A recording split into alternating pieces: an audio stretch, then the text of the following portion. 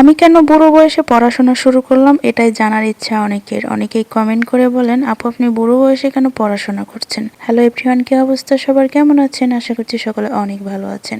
এখন তো শীতকাল, শীতের মধ্যে চুল শুকানো অনেক সমস্যা, রোদ ওঠে না, আর চুল ভিজা থাকলে ঠান্ডা সারাক্ষণ লেগেই থাকে। আর এই শীতকালের জন্য এই হেয়ার ড্রায়ারটা খুবই বেশি জরুরি। আমি এনেছিলাম অনেক আগে, কিন্তু বের করিনি। আজকে যা ঠান্ডা পড়েছে, রোদ নেই, মূলত চুল শুকানোর জন্য এটা বের করেছি। বাজার করতে যাব, ভাবলাম আপনাদের সাথে একটু শেয়ার করে আমি কিভাবে বাজার করতে যাই। আসলে বোরকা হচ্ছে আমার ট্রেডিশনাল ফ্যাশন, যেখানেই যাই না কেন বোরকা ছাড়া আমার ভালো লাগে না। বোরকা আমাকে পরতেই হবে, সেটা যেভাবেই পরি না কেন। তাই এখানে বোরকা পরে নিলাম, ভাবলাম একটু পোজ দেই, তাই দিলাম। কতটা কেমন হয়েছে জানি না, তবে আমি আমার মতো চেষ্টা করেছি। কার কাছে কেমন লাগলো সেটা জানার বিষয় না। এখন কথা হচ্ছে বুড়ো বয়সে কেন পড়াশোনা করি।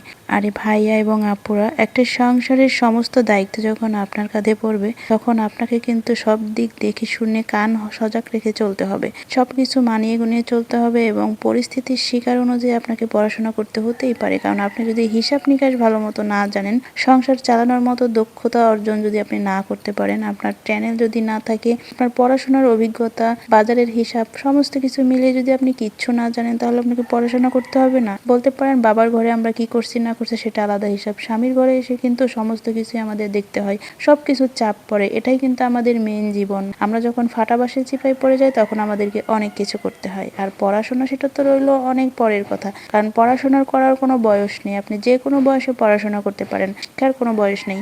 আমি এখানে বিকালের নাস্তা তৈরি করে নিচ্ছিলাম। সংসারে যে পরিমাণ কাজ করতে হয় প্রতিদিন, ভাইরে ভাই, যদি আপনি ঠিক মতো না খান তাহলে বিছানায় পড়ে যাওয়া ছাড়া আর কোনো উপায় নাই।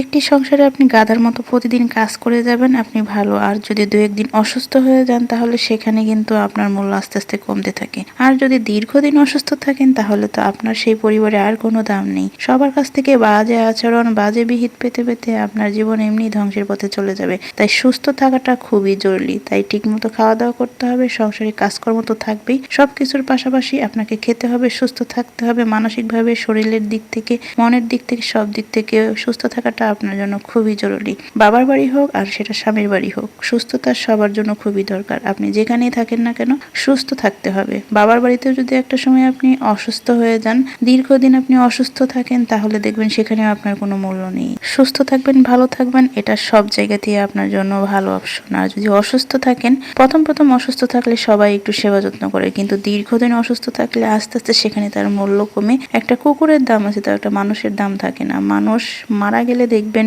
সঙ্গে সঙ্গে ঘর থেকে বের করে ফেলে, কারণ সেখানে আর তার কোনো মূল্য নেই। সে এখন লাশে পরিণত মানুষ থেকে।